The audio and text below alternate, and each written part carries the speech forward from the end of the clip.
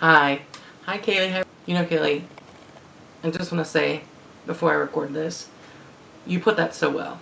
I'm just, it was brilliant. And thank you for saying all of that, because it made so much sense and you just put it so clearly.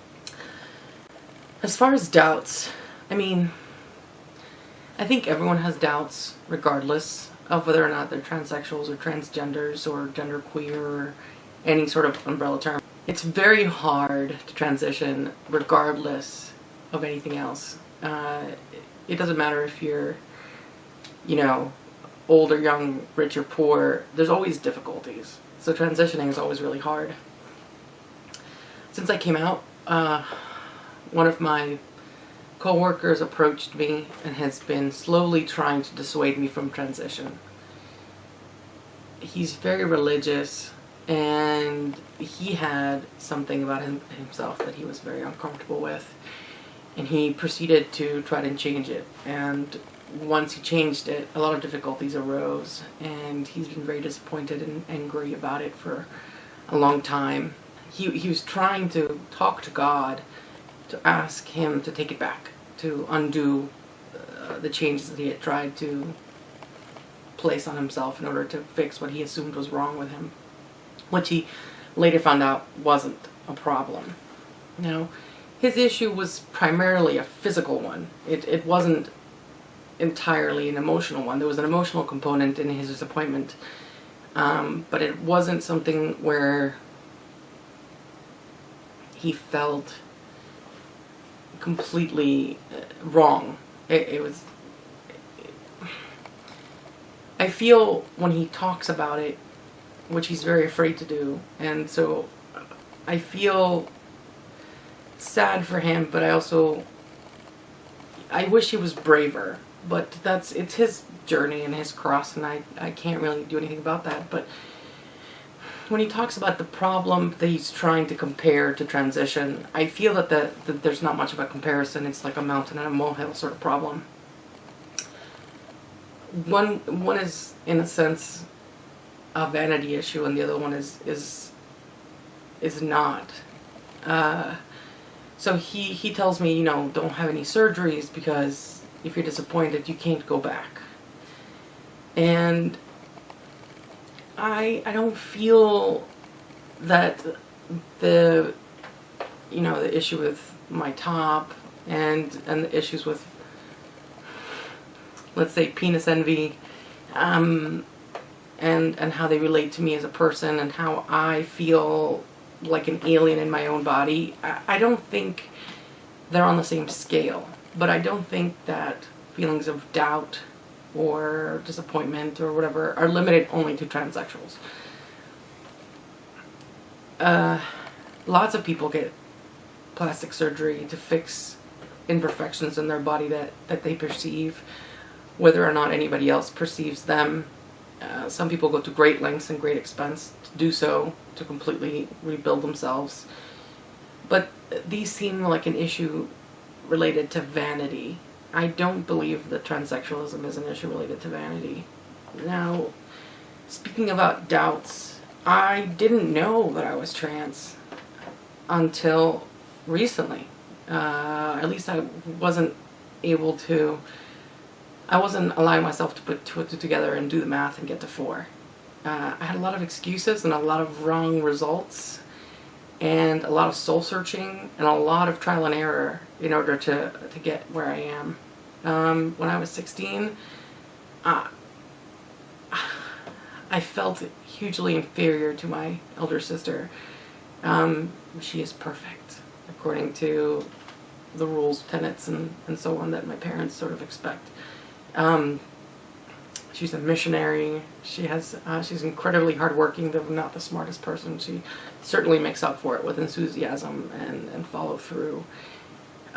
She's very kind and very giving, and devotes a lot of her time to help others at little or no reward to herself. She is a incredibly dedicated religious student, and an educator. She's chaste. feminine in a semi-masculine way, which is okay because she's conservative and modest with her body. So when I was 16, when I started feeling the most alone and the most, and following a many-year depression, I started exorbitantly attempting femininity, wearing dresses. They made me hugely uncomfortable, but I figured if I wore them, I would attract the right guy, and my parents would like that, and I would get married and have kids. I spent countless hours at night in my room by myself, trying on makeup. I started rejecting femininity because it made me uncomfortable.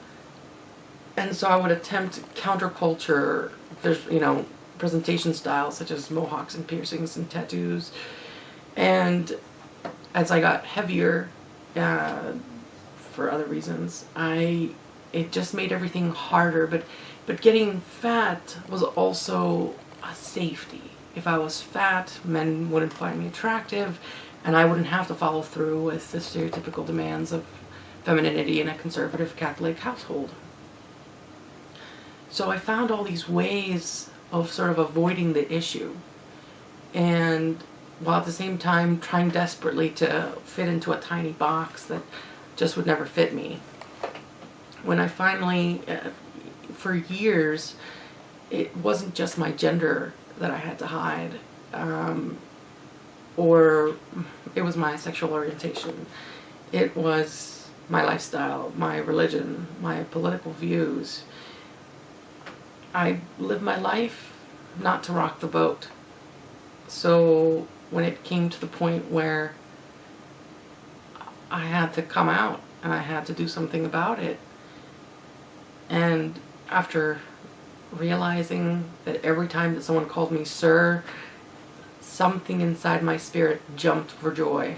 And every time I was called ma'am, I felt disgusted. For years, I wanted to get rid of my breasts. I can't count the number of times that someone would say, oh, I wish my breasts were bigger. And I said, I wish I was like a potato head and could just unvelcro them and velcro them onto you. It's never been an issue of comfort. Like, it's never been a comfortable thing for me to have boobs. It's never been a comfortable thing for me to be perceived as female. I attempted dating, serial dating, and having sex with anyone, just to try to be the straight female I was supposed to be, and I just found myself miserable. So I stopped having sex, and I stopped seeing people. And my life has completely changed because of how uncomfortable I felt. And I just hope that one day I'll be able to not live in a room where I never step out and actually see people. And even though I've been living as a man for 6 months, I don't have any hormones in my system. I don't have the ability to have surgery right now. I can't proceed, which is incredibly frustrating, but every day that I can't proceed eradicates doubt. I don't think that it's like when you become obsessed with something and it's like an addiction. It doesn't feel like that. It just reminds me every day of how I could be living and how I'm not living, and how I am living frustrates me because now I understand. It's funny though, because I'm getting to the point where I'm getting sick about transgender stuff. I'm getting tired of hearing about it. All the videos that I saw when I was first discovering myself that would invigorate me and make me passionate about the topic. I'm just bored. I'm bored of talking about it. I'm bored of waiting. So I'm not obsessed with transgenderism. It's not like a fetish or an obsession with me.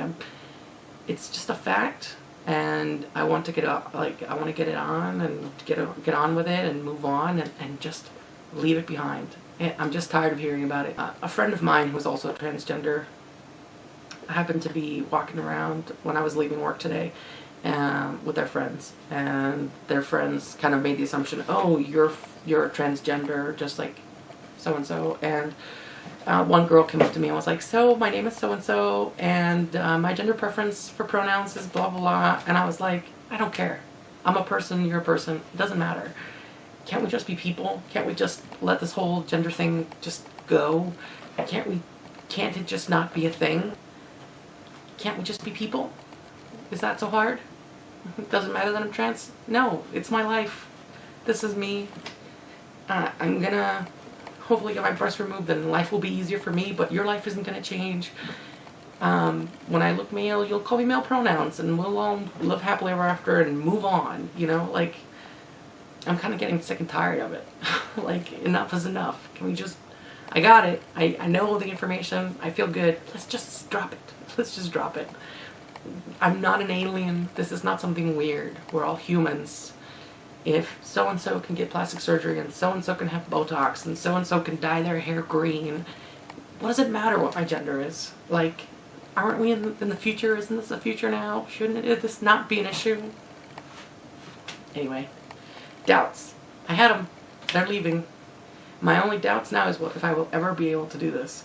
But there are doubts. There are definitely doubts. I had 30 years of doubting. Being transgender is not a, for sure. When I was little, I had no access to information. There was no internet. I lived in a secluded, conservative Catholic lifestyle with people who, even being gay is kind of not talked about. So I didn't even know the word gay until I was like 16. It's not a thing. It wasn't a thing. So I didn't even understand that the concept existed. Doubts happen, man. Everyone has them, not just transgender people. Nobody goes through life feeling certain about everything. There are so many different things that could go wrong, so many different things that could affect anything. People feel doubt about changing jobs, about moving, about getting in a relationship, about getting out of a relationship. Transgender people are not different from anyone else. The only thing we have to worry about, the only thing that makes us different, is that we don't agree with the letter on our birth certificate. We don't feel perfect about our bodies. Well, guess what? A lot of people feel that way. Maybe not about their gender. But we have it harder because it's not as clear cut for us when it comes to gender. People wake up, they feel fine about their bodies, at least the appendages they have. Maybe they don't like the fact that they have a, muffin top or something. But those are things that you can sort of change with a lifestyle change, working out, eating different. Transgender requires a lot more effort, and there's no safety for transgender people in some countries, and there's no safety for transgender people in some work environments, and there's no safety for homes or for insurance. So even if you don't have doubts about your gender, there are a lot of doubts cast on by society as far as, will I have a place to live? Will I have work? Will I have money to put food on the table? Am I going to find love? So even if we don't have doubts about our gender, there are certainly doubts about the results or the aftermath of changing genders. I certainly have those doubts all the time.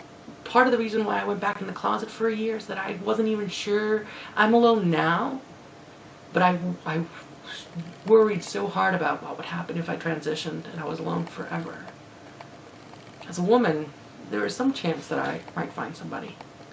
Would I want to? No. But there'd be a chance. I don't know if I'll have a chance. Now, I'm finding out that maybe I do. There are people who like heavy guys. There are people who like trans guys. So maybe I have more of a chance now than I did before. But I'm still afraid. I still have doubts. So yeah, don't even limit it to trans people. Everyone has doubts.